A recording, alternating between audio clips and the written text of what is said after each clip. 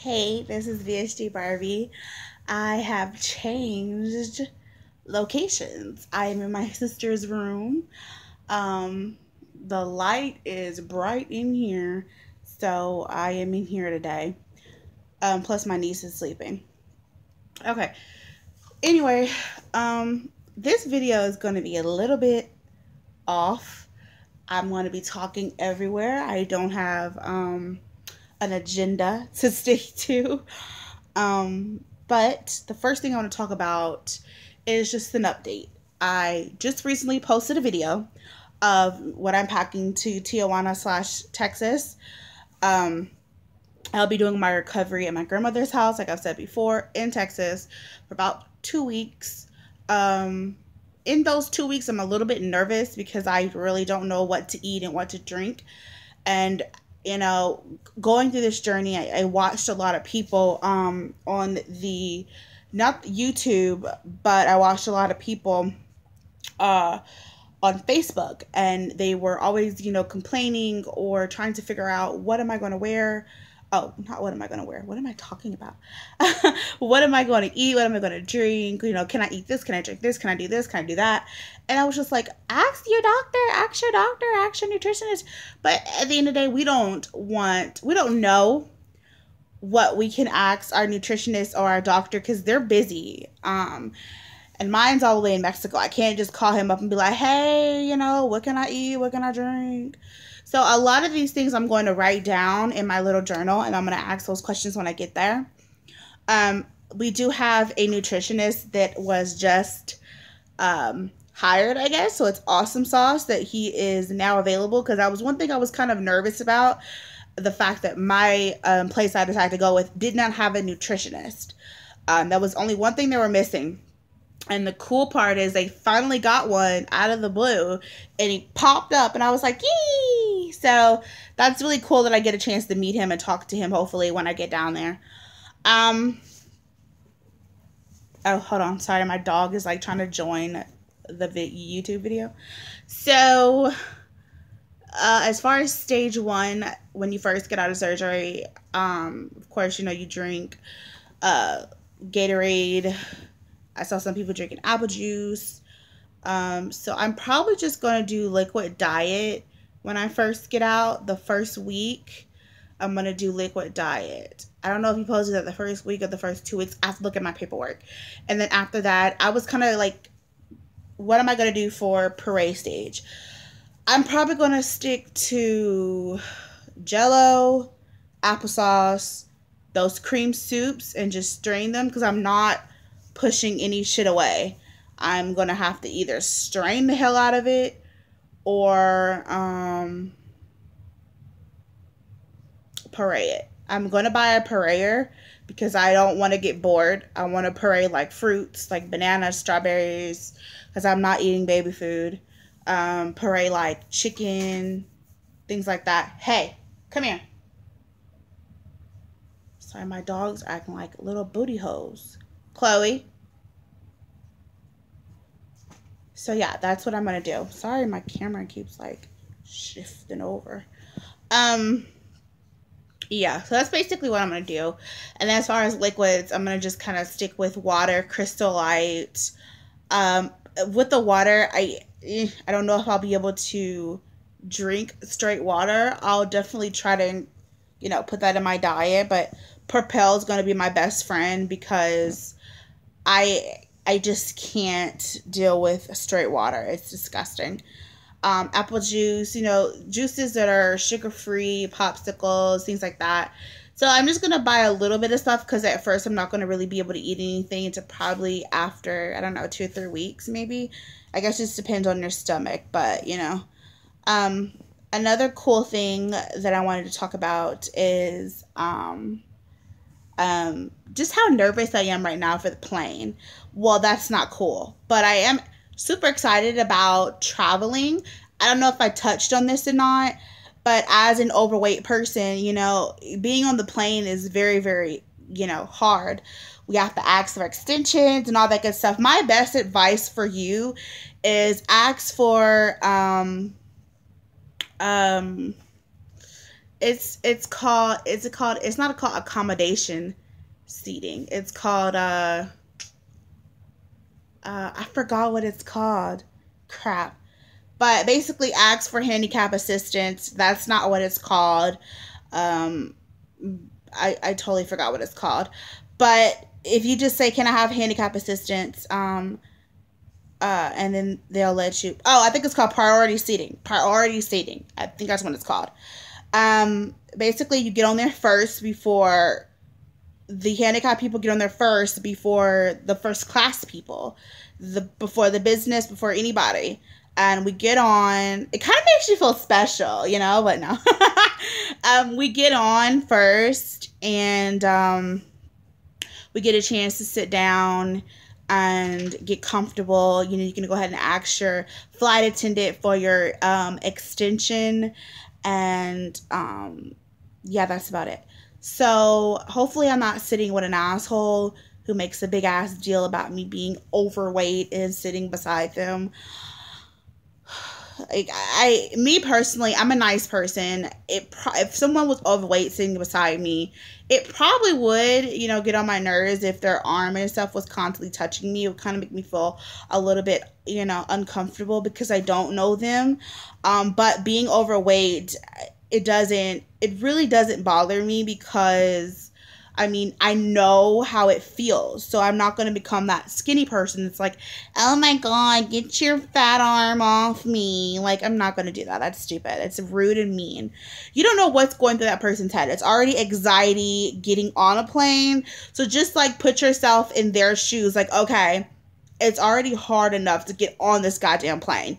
Then I'm thinking about me touching the person and bothering them because of my weight. So what I always do is when I sit next to a person, I always say, I'm so sorry if I'm making you uncomfortable. I do apologize. Or are you okay? I'm sorry, I'm making you uncomfortable. My apology. I always break that ice because if you know, even though it's kind of like you don't want to say anything, but just to have compassion or just to show that you have the balls to say, look, I'm sorry for being fat. I mean, don't say that, but you know, hey, I'm sorry that I'm overweight and I'm touching you. You know, I'm sorry, you know, and I hope I'm not, you know, hope you're okay.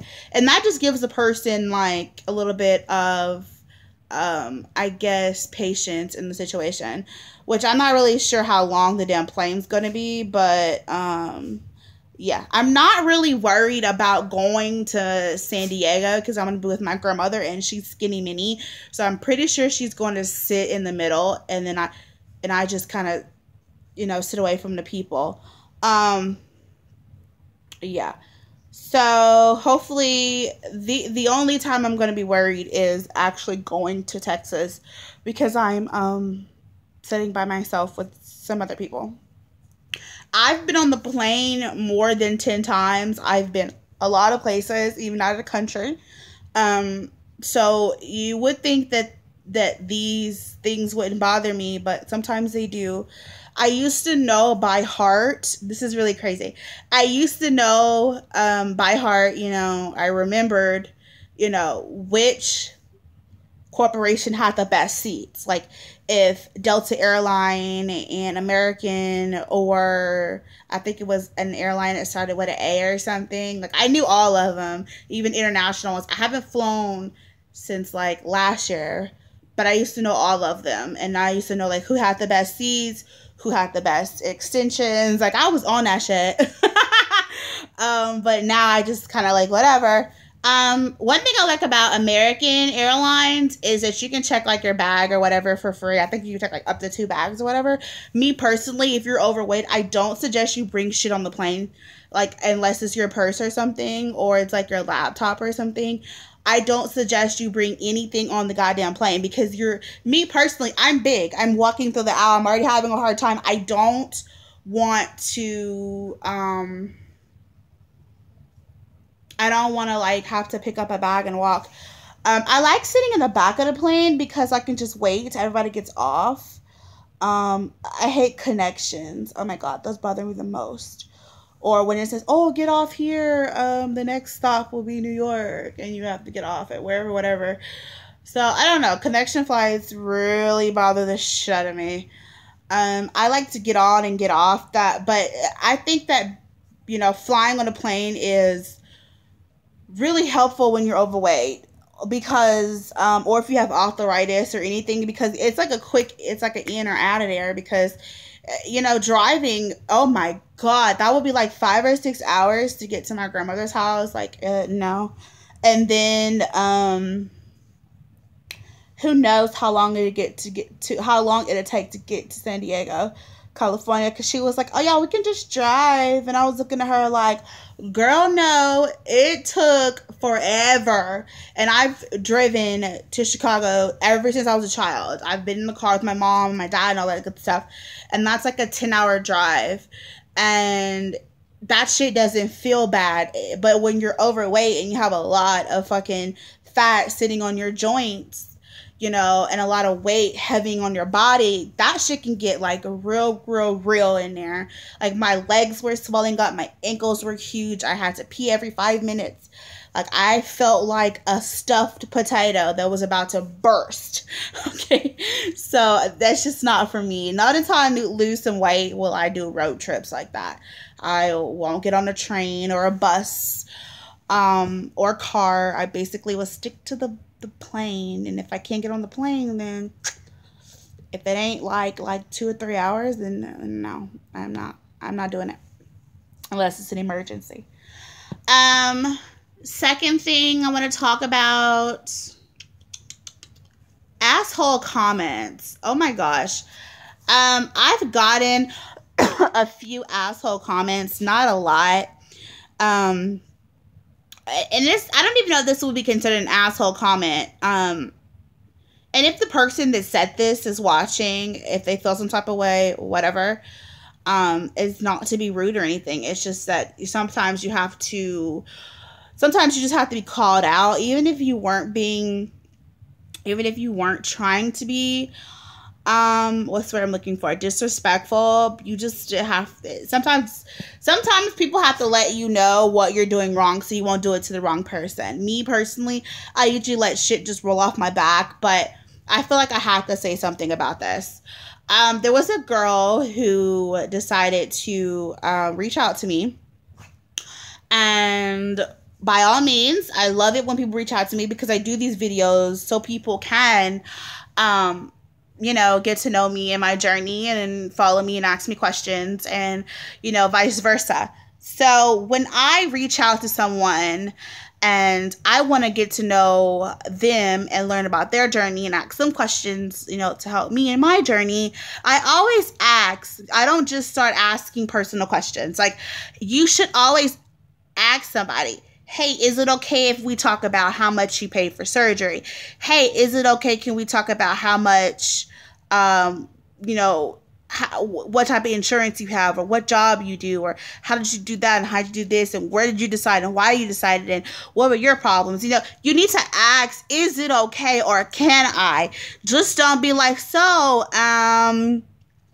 do you have Medicaid or Kaiser?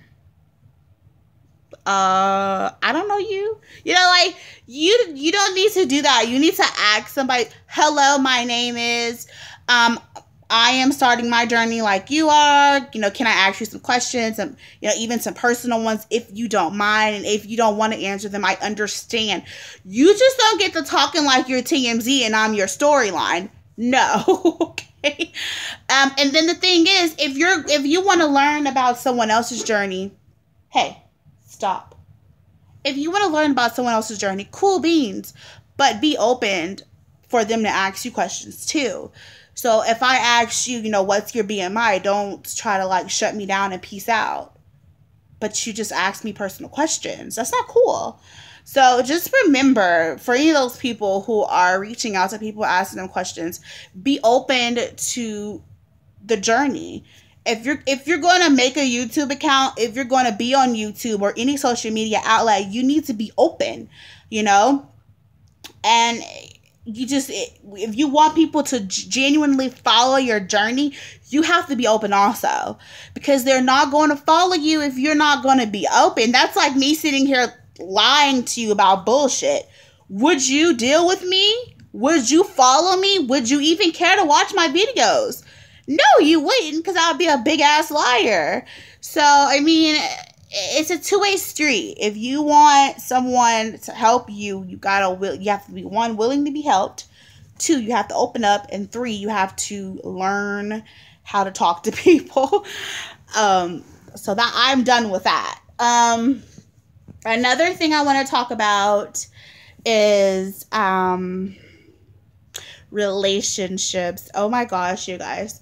So I haven't been in a relationship in a very, very long time. Like, I don't even remember the last relationship I had. Like, a real one. I haven't been in one of those before.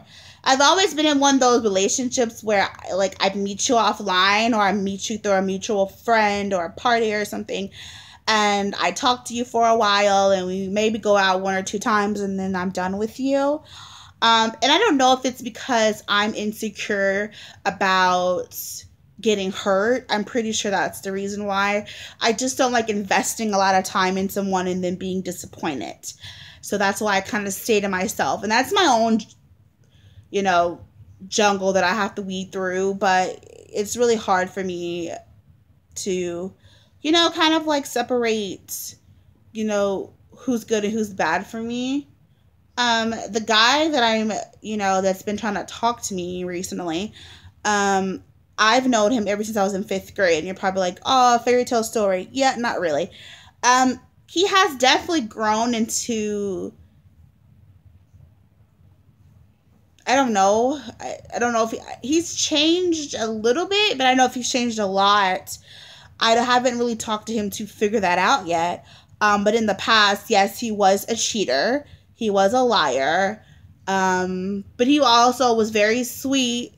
But he had so many girls, aka hoes. It was kind of hard to know what was real and what wasn't. But for some reason, he always came back to me. I was always the girl that he loved to be around, loved to spend time with, and things like that. So I think he respects me more than any female he's ever dated, because I'm a virgin. I've never had sex before. I'm not a whore. I'm not a liar. And I will block his ass and keep him moving for 2 or 3 years and won't talk to him until he's ready to get his shit together. And he knows that about me. Do I shut him out? No, I've always let him come back, because if anything, I believe he's a friend to me. I've been knowing him for a long time, so I don't see myself just exiting him off. Unless I was married, then I'd be a little bit different. But he knows my limit, and he knows that I will lock him out and block him if he pisses me off too much.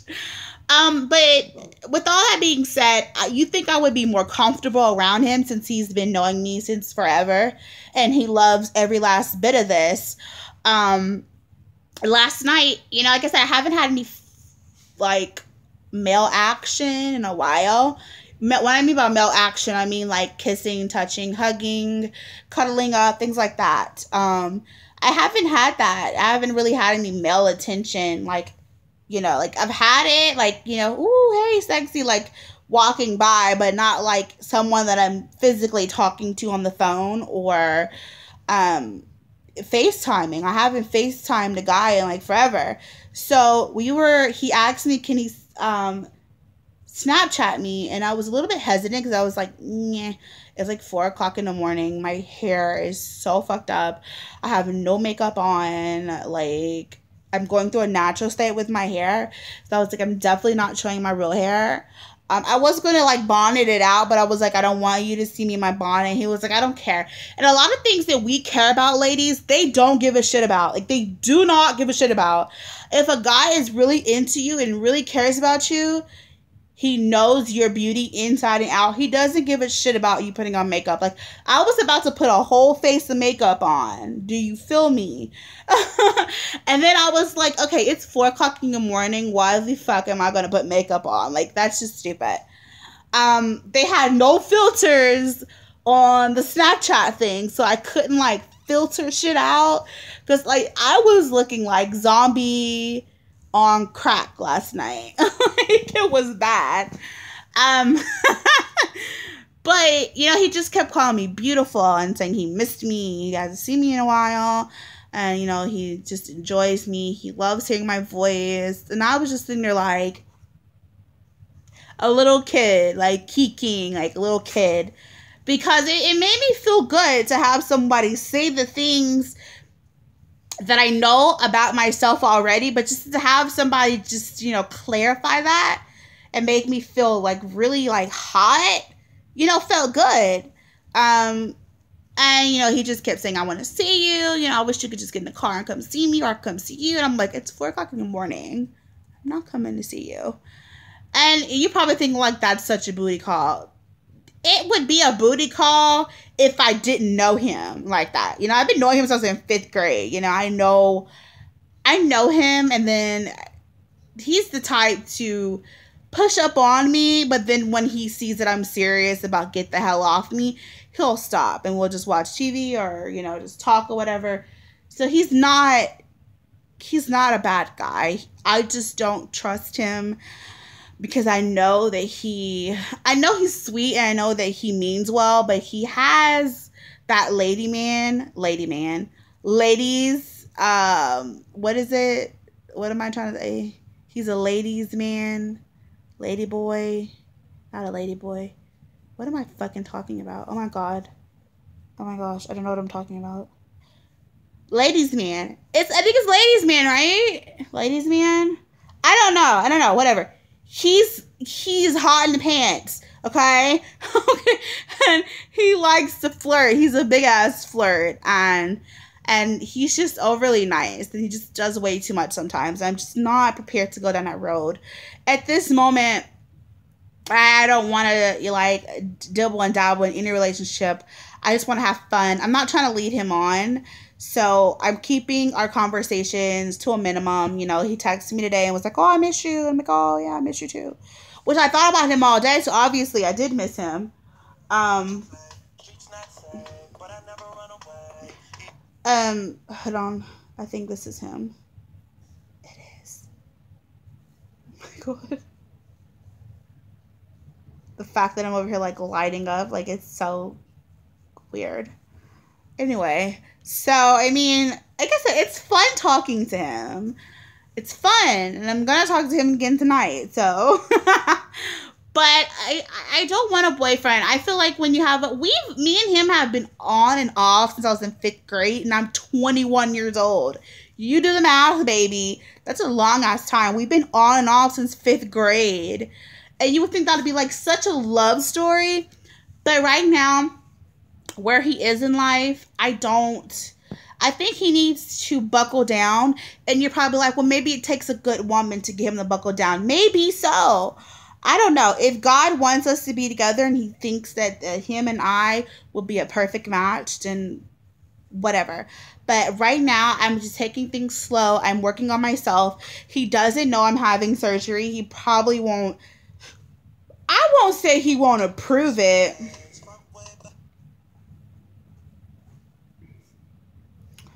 I don't say he won't approve it. I'm just saying I don't think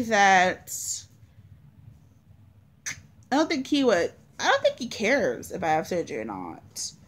He loves every last bit of me. Pound. He thinks I'm the sexiest thing walking on earth. You know, when him and I get on the phone, you can always tell when somebody's into you. They're like really into you. Like they love your dirty draws. And he loves every last bit of me. And, you know, once I have surgery, it's not going to change anything. People think like, oh, he's going to get more attracted to you. I think he's going to be more attracted to the fact that I took the initiative to lose weight, to try to do something better for my life, he's probably going to think to himself, wow, that's just even more sexier, that she wants to work out, that she wants to, get healthier. Not the fact that I'm physically changing. And the thing is, I'm not saying that everybody around you, you need to find a guy who wants you when you're fat, because if he wants you when you're fat, he's going to want you when you're skinny. And that's definitely not true. There are people who lose their relationships, once they lose weight. I see it all the time on social media, on YouTube, and it's really sad because the other spouse will think that, oh, she's losing weight, he's losing weight, he's not going to want me anymore, he's going to get him a new hot girl, or she's going to get him a hot man, My thing is, you got to love yourself. Your spouse has to love themselves. They have to be comfortable with your journey. Same other way around. Everybody has to be on the same damn page, and you got to be confident and know that I ain't going nowhere and you ain't going nowhere, and we gonna be all right, as Kendrick Lamar says. So we gonna be all right. And I think people overthink the shit. Like, don't overthink it. Don't overthink it. I love you now, I'm gonna love you tomorrow, and I'm gonna love you the next day. So and I do have love for him. He's a sweet guy, like I said, but I'm taking things slow right now. I'm not jumping into anything right now. So yeah. Last thing I want to talk about is the fact that I'm nervous as hell, y'all. Like, I think I said that like 3 or 4 times in each video. I am so nervous. I wish I could press some type of fast forward button right now and like fast forward to like week 4. Okay, that means I'll be done with the plane rides, done with the whole surgery, done with everything. The only thing I'm gonna do is wake the hell up, be okay after surgery, and live a good life. And the thing that's really, I think, sorry, my dogs are acting a plum ass fool over here. They're playing and they're doing too much. The one thing that I'm really, really, really, really, really nervous about is failing. I think that failure is probably one of the most lingering type of things I think about in my head a lot, because you don't want to go through all this shit, spend all this money, drag all these people into this journey to fail. Like, failure is like really, really, really, really, really, really, really, really, really, got me staying up all night, because I'm like, shit, I don't want to have the surgery and then end up being back to this girl. Like, I don't want that. The whole point of having surgery is to get better. And if I don't get better, I feel like I failed myself and everybody around me. Are you okay? So I don't know. I just need to get my shit together and pray and just, channel my inner